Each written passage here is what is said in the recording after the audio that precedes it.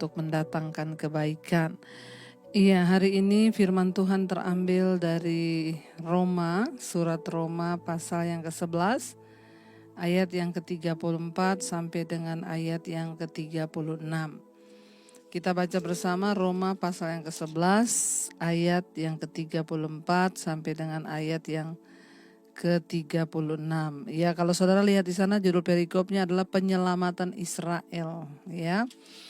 Ayat 34 saudara, di sana dikatakan, sebab siapakah yang mengetahui pikiran Tuhan? Atau siapakah yang pernah menjadi penasehatnya? Atau siapakah yang pernah memberikan sesuatu kepadanya sehingga ia harus menggantikannya?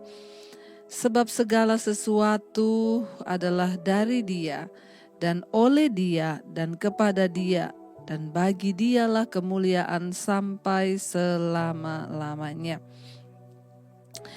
Iya, saudara, kalau kita melihat pasal ini, judul perikopnya adalah penyelamatan Israel. Rasul Paulus sedang menjelaskan, menunjukkan pada pasal ini itu tentang bagaimana orang Yahudi dan bangsa-bangsa lain ya saling memberi ya manfaat kapanpun Allah menunjukkan kemurahan ya kepada sebuah bangsa ya atau kepada bangsa yang lainnya. Ya, dalam rencana awal, ya Tuhan itu bangsa Yahudi akan merupakan sumber berkat bagi bangsa-bangsa yang lain rencana awal. Tapi ketika bangsa Yahudi melalaikan ya panggilan dan misi Tuhan ini, maka Allah memberkati bangsa-bangsa lain juga melalui Mesias ya. Dia masih mempertahankan kasih-Nya bagi bangsa Yahudi karena janji-janjinya kepada Abraham, Ishak dan Yakub. Hak istimewa dan undangan dari Allah yang diberikan kepada Israel tidak akan pernah ditarik kembali. Bangsa ini adalah bangsa pilihan Tuhan. Ya, dan kita tahu ya, namun suatu hari kelak semua orang Yahudi yang setia dan ikut menikmati kemurahan Allah ini.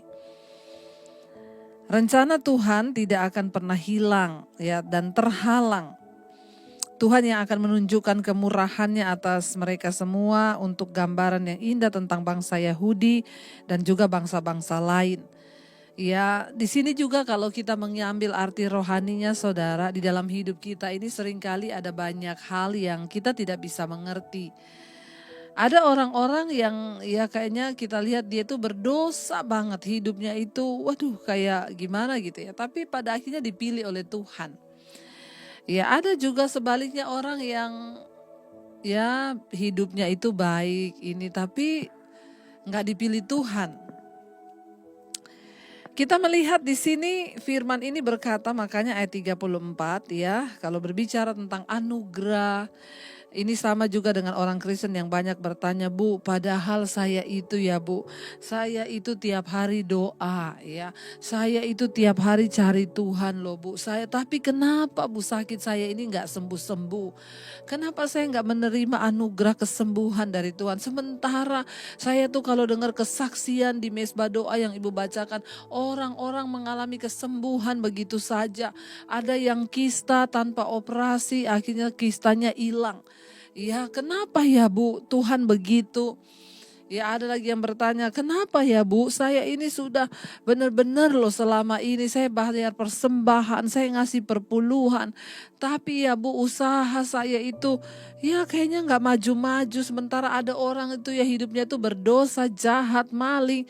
Tapi kok kayaknya diberkati ya. Saudara, kita tidak pernah bisa mengerti segala hal di hidup ini. Ya, dan jangan segala sesuatunya itu saudara kembalikan, kenapa Tuhan, kenapa Tuhan, kenapa Tuhan. Ya, kenapa dia diberkati? Ada banyak hal yang kita nih gak pernah bisa mengerti dengan akal kita di dunia ini. Makanya ayat ini berkata, 34 Roma pasal yang ke-11, sebab siapakah yang mengetahui pikiran Tuhan? Atau siapakah yang pernah menjadi penasehatnya? Ya. Atau siapakah yang memberikan sesuatu kepadanya sehingga ia harus menggantikannya? Ini saudara. Ya kalau kita membaca ayat ini keras loh saudara. Ya emang kita ini siapa? Ya dan siapa manusia yang mengetahui pikiran Tuhan? Dia Tuhan dan dia berhak melakukan apa saja. Ya, tidak pantas bagi kita untuk menuntut Tuhan dan membanding-bandingkan kehidupan kita dengan orang lain. Kenapa saya begini tapi kok begini? Kenapa dia tuh begitu tapi kok begini? Saudara, tidak ada seorang pun yang mengetahui pikiran Tuhan, ya, dan tidak ada seorang pun yang menjadi penasehat Tuhan. Bahkan ayat 35 berkata, atau siapakah yang pernah memberikan sesuatu kepadanya sehingga ia harus menggantikannya? Ini yang sering terjadi dalam kehidupan orang Kristen. Kita suka menuntut Tuhan. Tuhan, aku itu udah perpuluhan loh. Tuhan, aku itu sudah ngasih ini loh. Tuhan, aku itu sudah memberi persembahan loh. Saudara, maaf ya, apapun yang kita lakukan, segala kebaikan kita yang kita lakukan itu tidak akan pernah membuat Tuhan untung. Sebaliknya kalau kita hidup berdosa, Tuhan juga tidak rugi. Jadi tidak ada yang bisa menuntut Tuhan atas sesuatu yang sudah kita lakukan. Ayat ini berkata, siapa di antara kita ini yang pernah memberikan sesuatu kepada Tuhan sehingga Tuhan harus menggantinya. Yang saya dapati hari-hari ini banyak orang Kristen itu yang menuntut Tuhan seolah-olah, Tuhan engkau harus loh memberkati hidupku. Harus loh Tuhan engkau begini. Makanya saya selalu berkata, saudara, saya tidak pernah berdoa meminta berkat pada Tuhan. Saya tidak pernah berdoa minta uang, minta mobil, minta rumah, enggak. Karena saya tahu apa yang sudah Tuhan beri bagi saya itu sudah cukup, jauh melebihi segala-galanya, itu keselamatan. Itu adalah hutang yang kita tidak akan pernah bisa bayar dengan apapun. Keselamatan yang Yesus berikan lewat kematiannya di atas kayu salib.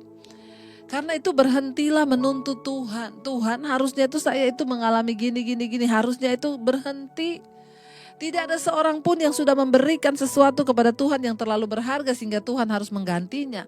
Masalah Tuhan mau memberkati, masalah Tuhan mau memberi kita mujizat, itu hanya bonus yang bukan itulah yang jadi tujuan kita. Yang jadi salah, orang Kristen hari-hari ini menjadikan berkat-berkat Tuhan itu sebagai tujuan dia mengikut Tuhan.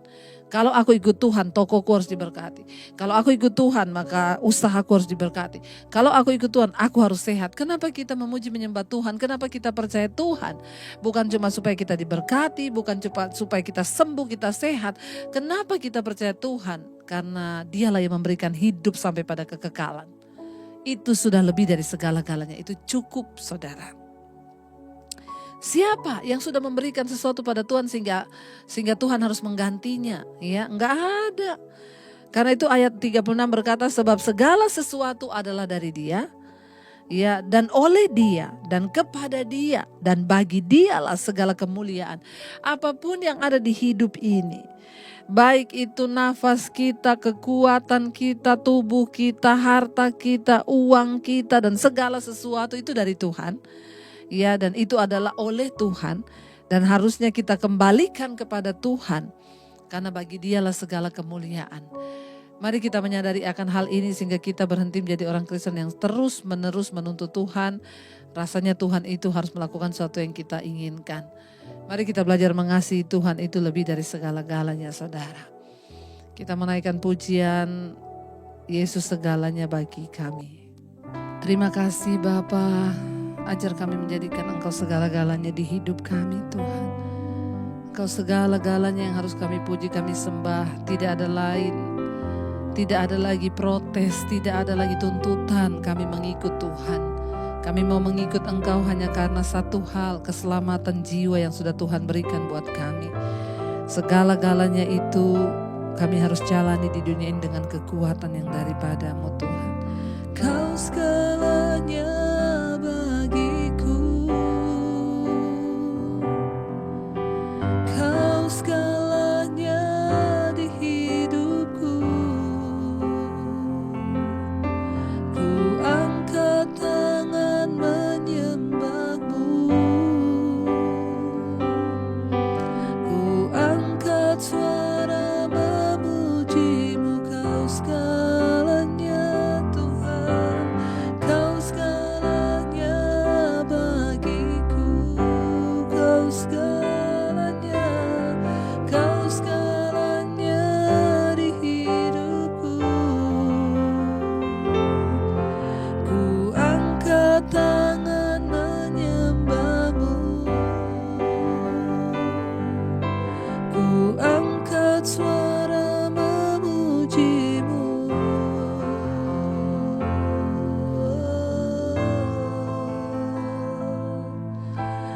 Engkau segala-galanya di hidup kami Tuhan.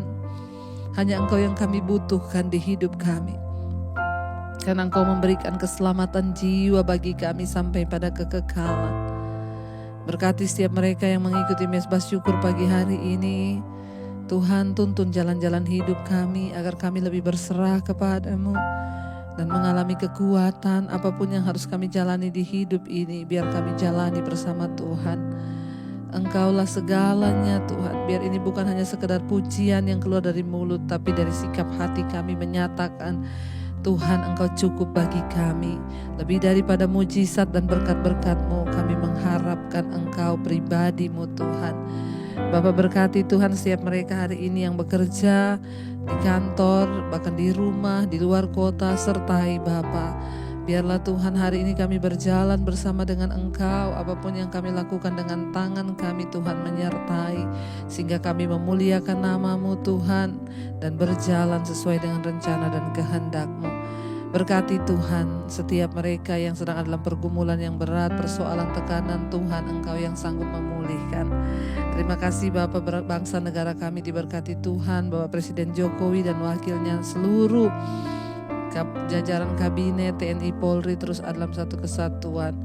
Hujan pertobatan tercurah bagi Indonesia. Terima kasih Bapa. Mari kita berdoa. Bapa kami, Bapa kami yang ada di sorga, dikuduskanlah nama-Mu, datanglah kerajaan-Mu, jadilah kehendak-Mu di bumi seperti di sorga. Berikanlah kami pada hari ini makanan kami yang secukupnya, dan ampuni kami akan kesalahan kami, seperti kami pun mengampuni orang yang bersalah kepada kami. Janganlah membawa kami dalam pencobaan, tapi lepaskan kami daripada yang jahat. Karena Engkau yang punya kerajaan dan kuasa dan kemuliaan sampai selama-lamanya. Mari buka hati dan tangan untuk menerima berkat Tuhan. Diberkatilah Engkau dalam kehidupanmu, rumah tanggamu diberkati, keuanganmu diberkati, kesehatanmu diberkati, dan Engkau menjadi berkat bagi banyak orang. Terimalah kiranya berkat dari Allah Bapa, cinta kasih Tuhan Yesus Kristus, penyertaan Allah Roh Kudus menyertai hidupmu mulai dari hari ini bahkan sampai kali yang kedua. Tuhan Yesus datang menjemput kita semua, nama-Mu tercatat di dalam kitab kehidupan. Dalam nama Tuhan Yesus yang percaya diberkati Tuhan.